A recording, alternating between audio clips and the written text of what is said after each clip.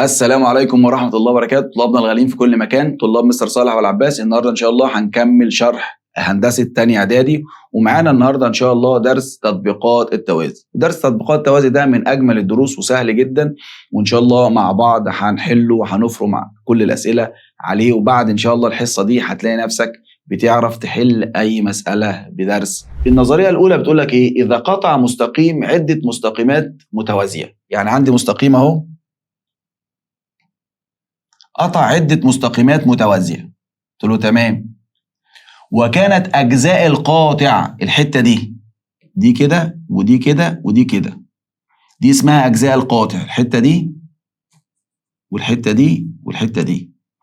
لو كانت أجزاء القاطع المحصورة بين المستقيمات بتساوي بعض، يعني لو الحتة دي بتساوي الحتة دي بتساوي الحتة دي، أيوة استفاد إيه؟ فإن الأجزاء المحصورة بين أي قاطع، الأجزاء التانية ديت المحصورة بين ده اسمه قاطع، ده اسمه إيه؟ قاطع. الأجزاء المحصورة بين القاطع التاني برضه هتساوي إيه؟ بعض. يعني ده قد ده قد ده، يعني لو ده ب2 سم يبقى ده ب2 وده بإيه؟ ب2. يبقى إذا قطع مستقيم، ده اسمه قاطع برضه. إذا قطع مستقيم عدة مستقيمات بيوازوا بعض، يعني عندي ده بيوازي ده بيوازي ده وبيوازي ده، وده كده قطعهم، ده القاطع الأول. لو الحتة المحصورة دي في القاطع دي بين المستقيمات المتوازية، لو الحتت دي قد بعض، هستفاد انا كايه؟ كطالب، ان في القاطع الثاني او اي قاطع برضو الحتت اللي بينهم مالها متساوية. يعني لو ده ب2 يبقى ده ب2 وده ب2. طب تعال نشوف مثال. بيقول لي هنا ايه؟ في الشكل المقابل L1 بيوازي L2 بيوازي L3 بيوازي L4، يعني ده بيوازي ده بيوازي ده بيوازي ده، دي كده مستقيمات مالها متوازية. والT1 ده القاطع الأول، ده المستقيم الأول، ده القاطع الأول، وده القاطع الثاني. هنا قال لي معلومة خطيرة، إن القطعة المحصورة دي، الحتة المحصورة دي في القاطع الأول مالها يا مستر؟ قد بعض. قلت له بس يا معلم، كده أنا استفدت حاجة تانية خطيرة قوي، إن الحتت المحصورة بين القاطع الثاني دي، الحتت المحصورة بين المستقيمات المتوازية دي برضو قد بعض، يعني ده قد ده قد ده. يبقى لو عندي الحتت المحصورة بين المستقيمين المتوازيين دول في القاطع الأول، لو الحتت المحصورة بين المستقيمات دي قد بعض، يبقى القاطع الثاني الحتت المحصورة دي إيه؟ قد بعض. قال لي طيب ماشي، ألف مبروك، اوجد قيمة إكس وواي. قلت له سهلة، بما أن L1 بيوازي L2 بيوازي L3 بيوازي L4، وبما أن الحتة AB بتساوي الحتة BC بتساوي الحتة CD، إذن الحتة ديت اللي هي اسمها 2x ناقص 3 هتساوي الحتة دي، الحتة دي هتساوي الحتة دي اللي هي كام؟ 7. بس ويلا نجيب x، يبقى 2x. عايز اجيب x دي وحشة، تحبش حد في الطرف بتاعها، وأول حد بتقدر عليه الجمع والطرح، فهتودي الثلاثة دي الناحية التانية بعكس الإشارة. لقينا مين هناك؟ ال7 تتكتب الأول. طب ده بالسالب يروح الناحية التانية بالإيه؟ بالموجب. يبقى 2x هتساوي 7 و3 10. لسه في رقم غلس مع x هنا، عايز اتخلص منه اللي هو مين؟ الاتنين. يبقى هقسم هنا على الاتنين وهنا على الاتنين. 10 على 2 فيها كام؟ ال5. يبقى الاكس دي بكام؟ ب5. طب يلا بينا نجيب الايه؟ الواي. مش احنا قلنا لو كانت الحته دي بتساوي دي بتساوي دي، فمعناه ايه؟ ان القاطع ده الحته المحصوره بين المستقيمين دول بتساوي الحته المستقيمه محصوره بين المستقيمين دول، يعني ال2 واي زائد 1 هتساوي كام؟ 7 برضه. 2 واي زائد 1 بيساوي 7. انا عايز اجيب الواي دي وحشه، ما تحبش حد في الطرف بتاعها، واول حد بتقدر عليه الجمع والطرح، فهتودي الواحد ده الناحيه الثانيه بعكس الاشاره. لقينا مين هناك؟ ال7 تتكتب الاول. طب الواحد ده كان بالسالب يروح، كان بالموجب يروح بالسالب، يبقى 2 واي هتساوي 7 ناقص 1 6. لسه في رقم غلس مع الواي عايز اتخلص منه اللي هو مين؟ الاتنين دي مضروبه فيه، اللي لازق فيه بقسم عليه، يبقى هقسم هنا على الاتنين وهقسم هنا على الاتنين، ده طار مع ده يبقى لنا ايه؟ واي. 6 على الاتنين فيها ال3 سم، يبقى الواي بكام؟ ب3 سم، والاكس بكام؟ 5 ايه سم. يلا نشوف المثال اللي بعد كده. بيقول لي حاول بنفسك في الشكل المقابل اوجد قيمة x. طب ايه الدنيا بتقول ايه؟ بيقول لك المستقيم ده بيوازي المستقيم ده بيوازي المستقيم ده، ده بيوازي ده وده بيوازي ده، وده اسمه القاطع الاول وده القاطع الايه؟ الثاني. لو عندك مستقيمات متوازيه، لو الاجزاء المحصوره بين المستقيمين المتوازيين دول في القاطع الاول، يعني ده بيساوي ده، عارف ده معناه ايه؟ معناه ان الحتت المحصوره بين المستقيمين اللي بيوازوا بعض، الحته دي بتساوي الحته ايه؟ دي. يعني الحته 7x زائد 20 بتساوي الحته 4x زائد 35. وكده اصبحت معادله. عايز اجيب x، هجيب x الصغيره جنب اختها الكبيره بعكس الاشاره، يبقى ناقص 4x، وده ينزل زي ما هو وده ينزل زي ما هو.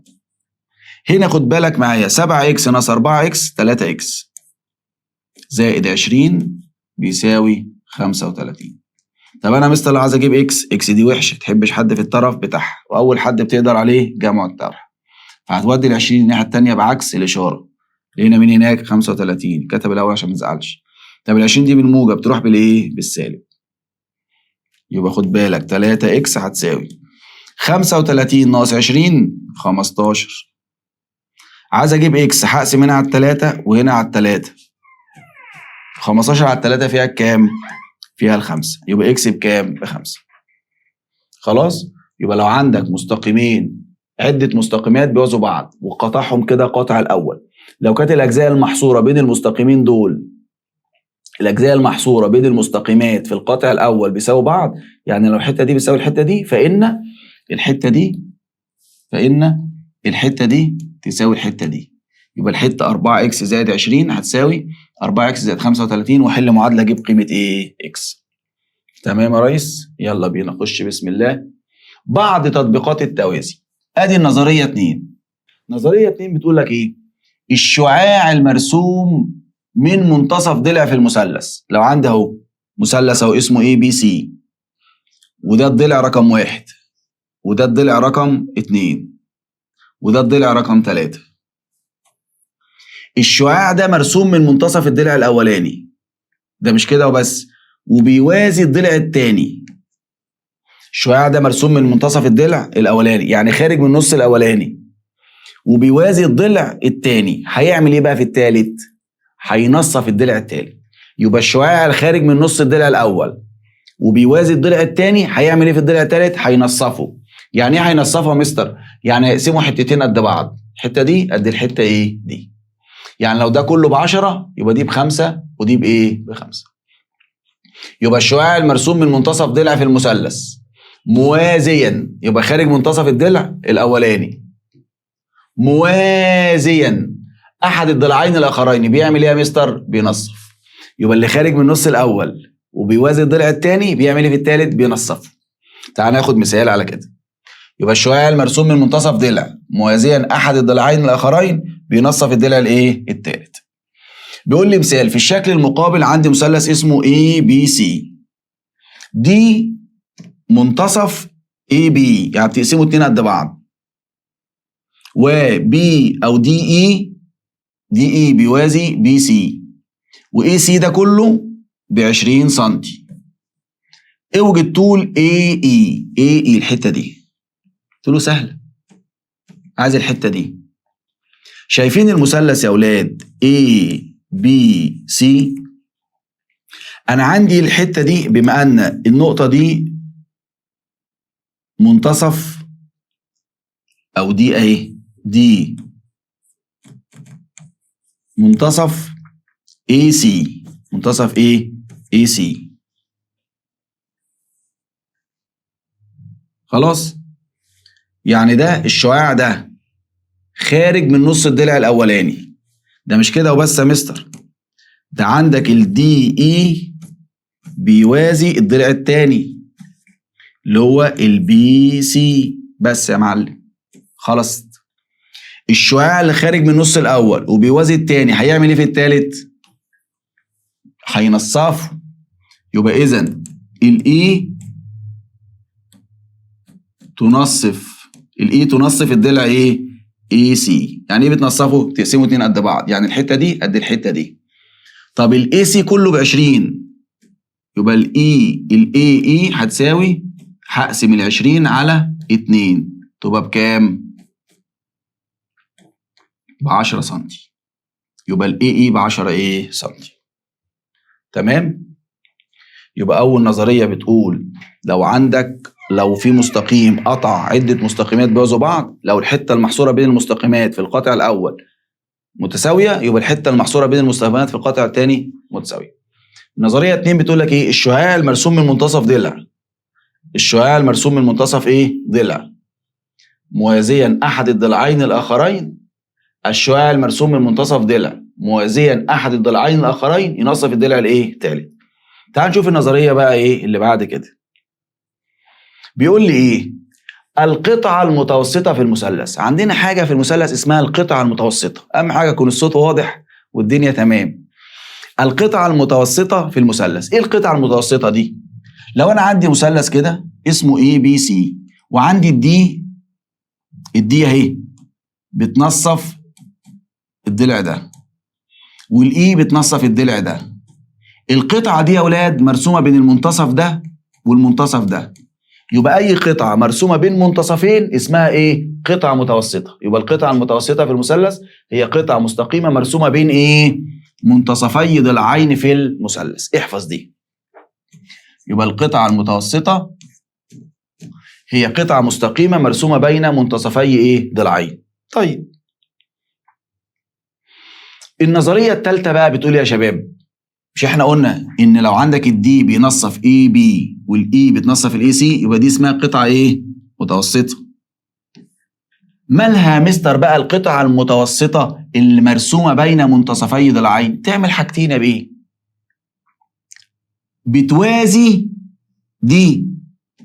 بتوازي الضلع الثالث، وايه كمان؟ وطولها نص طوله.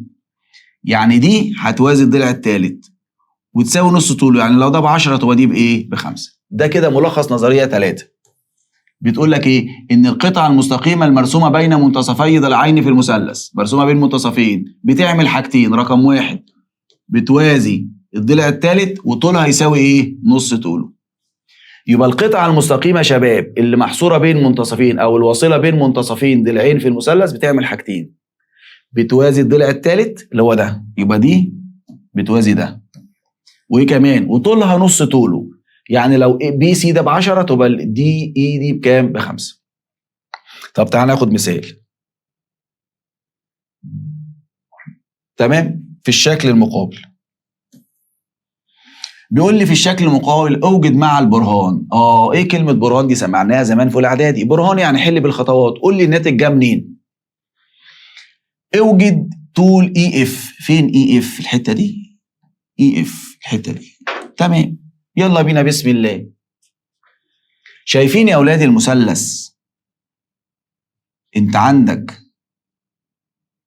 اي اف. ايه المعلومات اللي عندي؟ عندي دي بتساوي دي، يعني ده اهو خارج من منتصف الضلع الاولاني. تمام، شايفين المثلث ده اهو اللي هو اي سي دي. الاي اف ده خارج من النص الاولاني، هل بيوازي الضلع الثاني؟ هل بيوازي الضلع الثاني؟ هو خارج من النص الاولاني،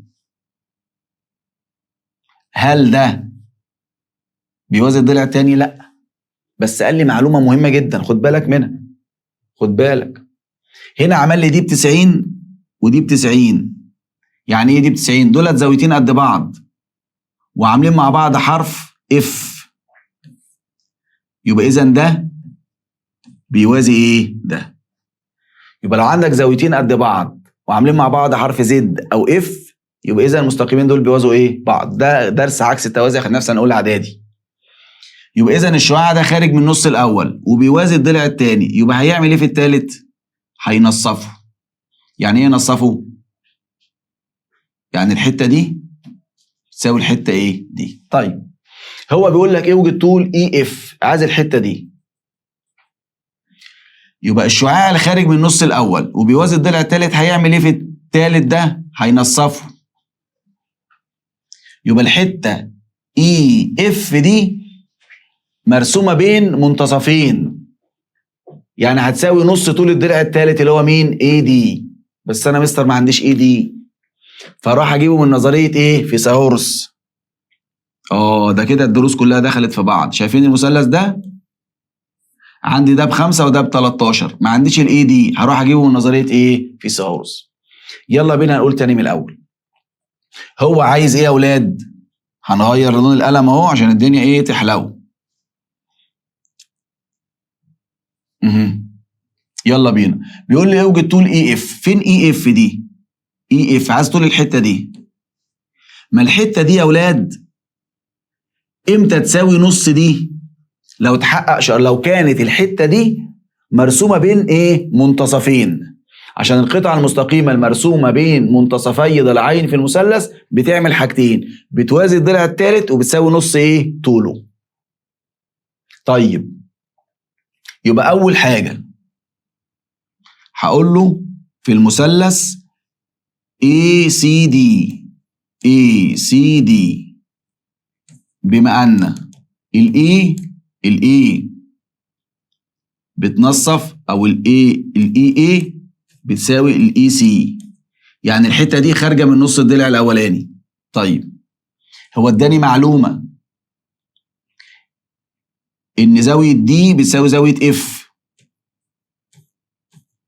زاويه اي دي بي بتساوي قياس زاويه اي اف دي بتساوي 90 درجة وعاملين مع بعض في وضع تناظر. يعني ايه في وضع تناظر؟ يعني عاملين مع بعض حرف اف، دي بتساوي دي، عاملين مع بعض حرف اف. اذا الاي اف هيوازي الاي دي. خدت بالك؟ يبقى اذا المثلث ده الاي اف خارج من النص الاول وبيوازي الضلع الثاني، يبقى هيعمل ايه في الثالث؟ يبقى اذا اف دي تنصف الضلع الثالث اللي هو دي سي. طب يا مستر الحته دي بتنصف والحته دي بتنصف، يعني اذا اي اف هتساوي نص طول الاي دي. تمام؟ متفقين لغايه هنا؟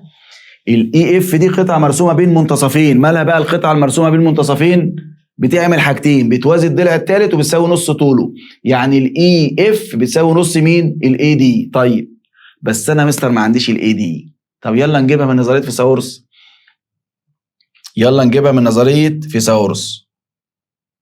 بص يا سيدي، شايفين في المثلث ADB او ABD، مش دي زاويه 90؟ بما ان قياس زاويه ADB بتساوي 90 درجه، دي ب90 وده ب13 وده ب5، يبقى ايه دي ده ضلع، يبقى ايه دي تربيع هيساوي. لو عايز اجيب ضلع بقى بقول له ايه؟ ربعهم واطرحهم والناتج هتجذره، يعني 13 تربيع ناقص 5 تربيع 199. 100 ده تربيع ب169 ناقص 25، يبقى 13 تربيع ناقص 5 تربيع بتساوي كام؟ 144. طب لو عايز اجيب الاي دي بس من غير التربيع هجيب جذر ال144 تطلع بكام؟ ب12 سم. واحنا هنا شويه لسه قايلين ان الاي اف بتساوي نص الاي دي، يبقى الاي اف هتساوي نص الاي دي اللي احنا جبناها بكام؟ ب12، يعني نص في ايه؟ 12 تطلع بكام؟ ب6 سم. يبقى اذا الحته اي اف دي هتساوي كام؟ نص الاي دي ابو 12، تبقى هي بكام؟ ب6. يبقى سريعا كده الاي اف هتساوي نص الاي دي. طب الاي دي اجيبه منين؟ من فيثاغورس، ربعهم وطرحهم والناتج هتجذر يطلع بكام؟ ده ب12. يبقى لو ده ب12 يبقى الحته دي بكام؟ ب6. بيقول لي في الشكل المقابل اوجد طول اي اتش. فين اي اتش دي؟ اي اتش اللي هي الحته دي. هنا لاحظت ان الاي بتنصف اي دي والاتش بتنصف دي سي، يبقى الحته دي مرسومه بين منتصفين. الحته اللي مرسومه بين منتصفين دي بتعمل حاجتين. اول حاجه بتوازي الضلع الثالث، وايه كمان؟ وطولها نص الثالث. يعني بما ان الاي اهو الاي في منتصف بتنصف الاي دي والاتش في منتصف الدي سي. يبقى الحته المرسومه بين منتصفين دي اللي هي الاي اتش بتعمل حاجتين. اولا بتوازي الاي سي، ثانيا الاي اتش هتساوي نص طوله. نص طول مين؟ اي سي. يبقى الاي اتش هتساوي نص الاي سي. طب يا مستر الاي سي ده فين؟ مش موجود. تعالى نروح نجيبه. يعني احنا ورانا حاجه؟ تعال نجيب الاي سي. ازاي اجيب دوت اللي هو ده الاي سي ده؟ شايفين المثلث ده؟ مش ده مثلث قائم؟ يبقى اقول له في المثلث الكبير اللي هو الاي بي سي في زاويه بي بكام؟ ب90. بما ان قياس زاويه بي ب90 يبقى الاي سي ده في وش الزاويه القايمه يعني وتر. يبقى عشان اجيب الوتر اي سي هقول له الوتر تربيع هيساوي اربعهم، اربع ده واربع ده، يعني 8 تربيع زائد 6 تربيع هيطلع بكام؟ ب100. طب لو عايز اجيب الاي سي بس هجيب جذر ال100 كام؟ 10 سنتي. يبقى الاي سي ده بكام؟ ب10. طب احنا لسه قايلين من شويه ان الاي اتش بيساوي نص الاي سي، يبقى اذا الاي اتش هيساوي نص ال10 اللي هو كام؟ 5 سنتي. تمام؟ يبقى القطعه المستقيمه المرسومه بين منتصفي ضلعين بتعمل حاجتين، بتوازي الضلع الثالث وبتساوي نص طوله.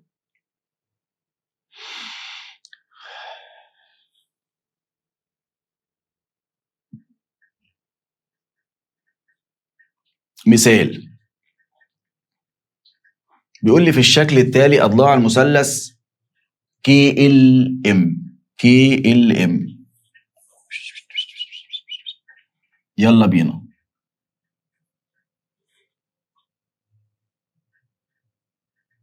تعالى هاتوا كده عشان يبقى عندنا وسع كده نحل براحتنا. بص يا سيدي، في الشكل المقابل اضلاع المثلث KLM اهي KLM. مالها يا سيدي اضلاعه دي؟ هي القطعه المتوسطه، يعني ده متوسط وده متوسط وده متوسط. يعني ايه متوسط؟ قطعه متوسطه يعني مرسومه بين منتصفي ضلعين، يعني ال بتنصف ده والكي بتنصف ده والام بتنصف ده. مش قلنا القطعه المتوسطه يعني مرسومه بين منتصفي ضلعين؟ تمام. في المثلث اكس واي زد الكبير ماله بقى؟ قائم الزاويه في واي، يعني ده الوتر. تمام، ده الوتر. مش دي قايمه، يبقى ده 15 ده الوتر. احسب محيط المثلث KLM اللي هو الصغير ده. طيب هو المثلث ده فيه كام ضلع؟ انا عايز اجيب دلوقتي محيط المثلث KLM.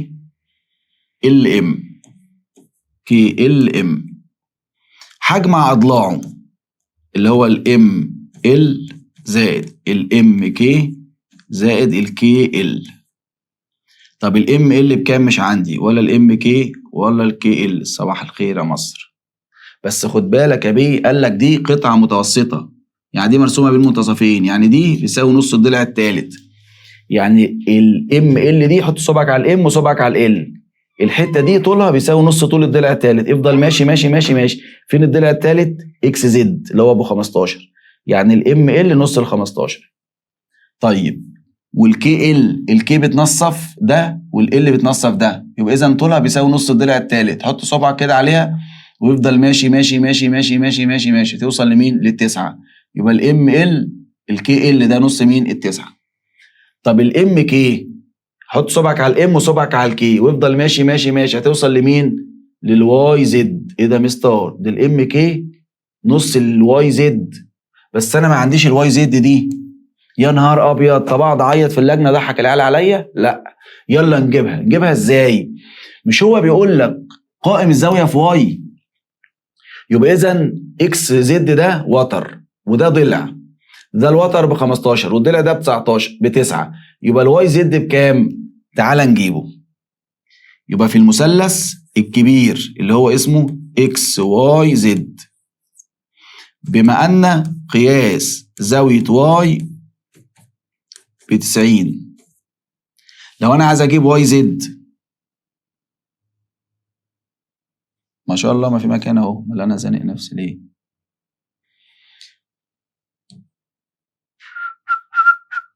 يلا بينا.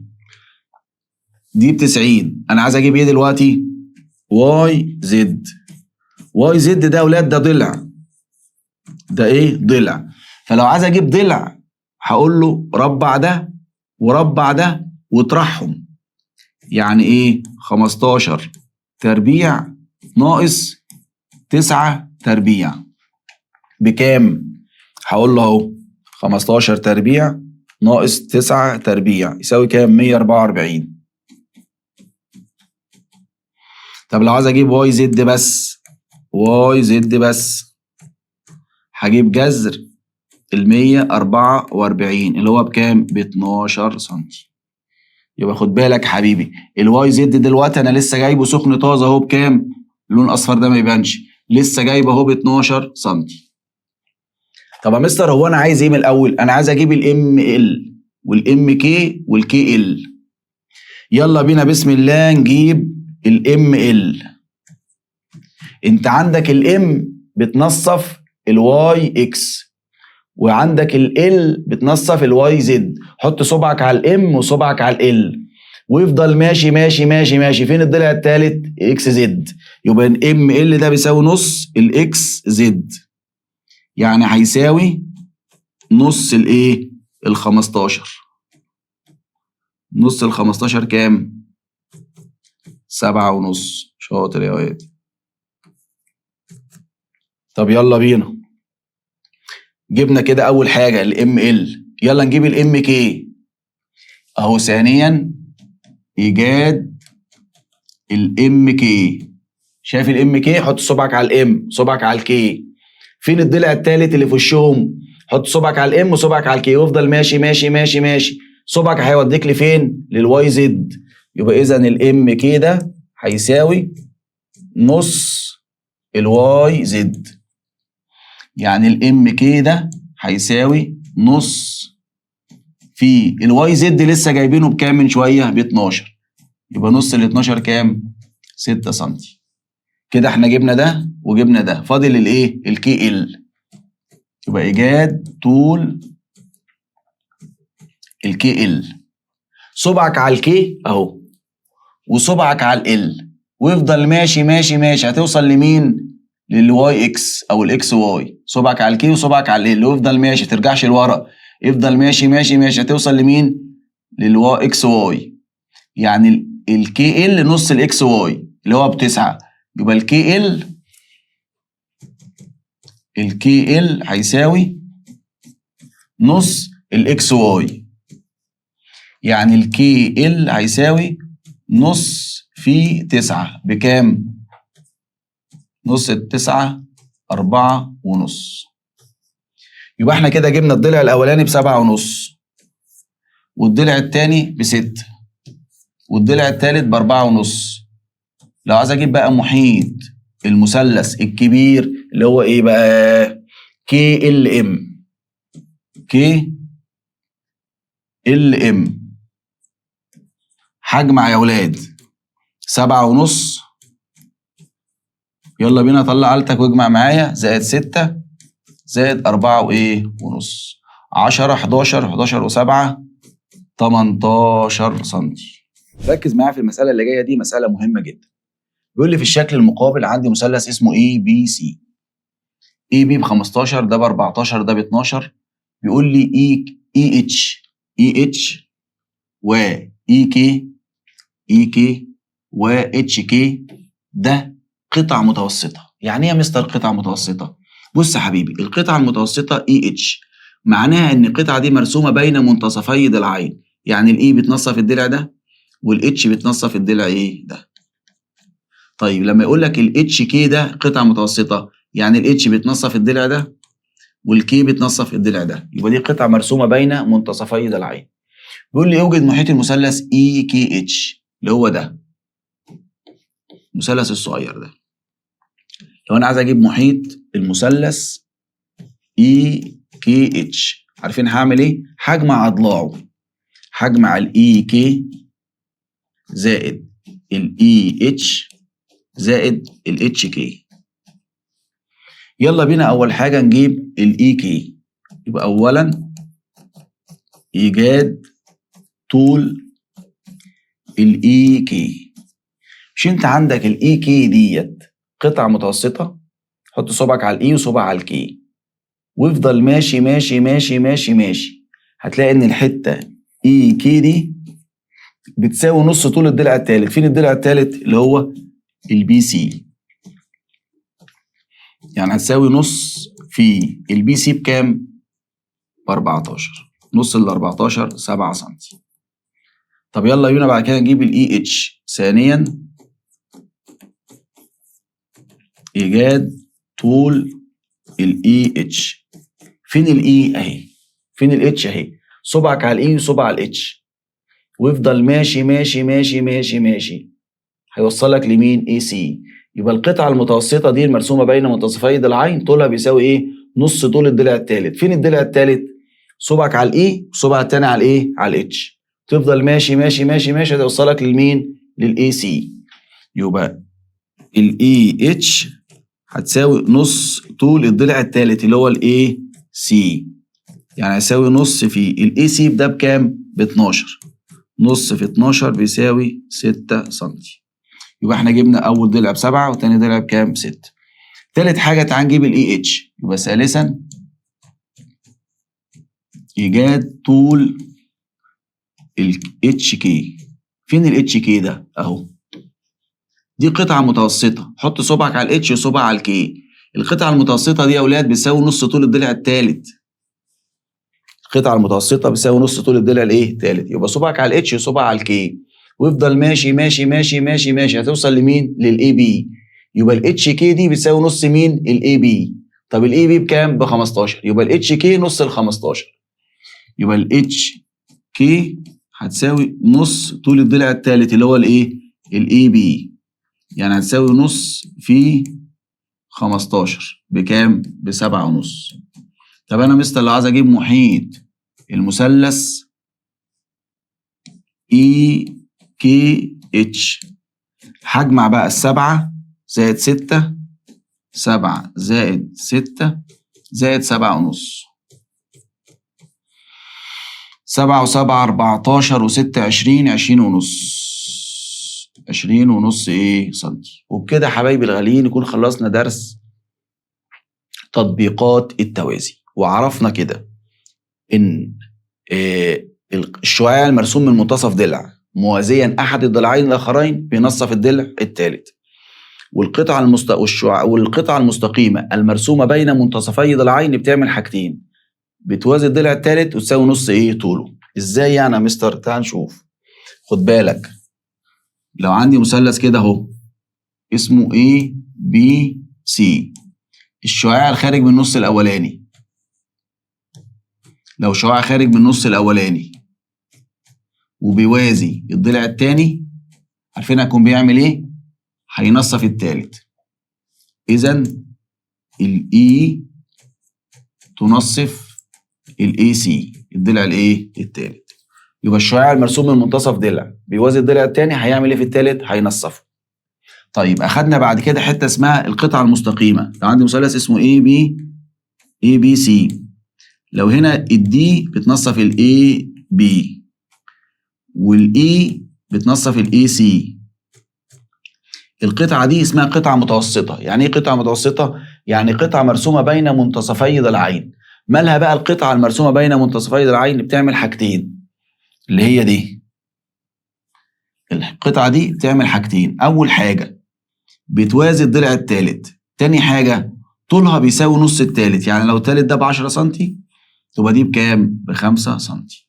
وكده نكون خلصنا درس تطابق أو تطبيقات على التوازي، وانتظرونا إن شاء الله في حصة قادمة هنشرح بقية درس الهندسة. كنتم معكم مستر صالح والعباس. ما تنساش تفعل زرار الجرس واشترك في القناة، وإن شاء الله يوصل لك كل جديد. السلام عليكم ورحمة الله وبركاته.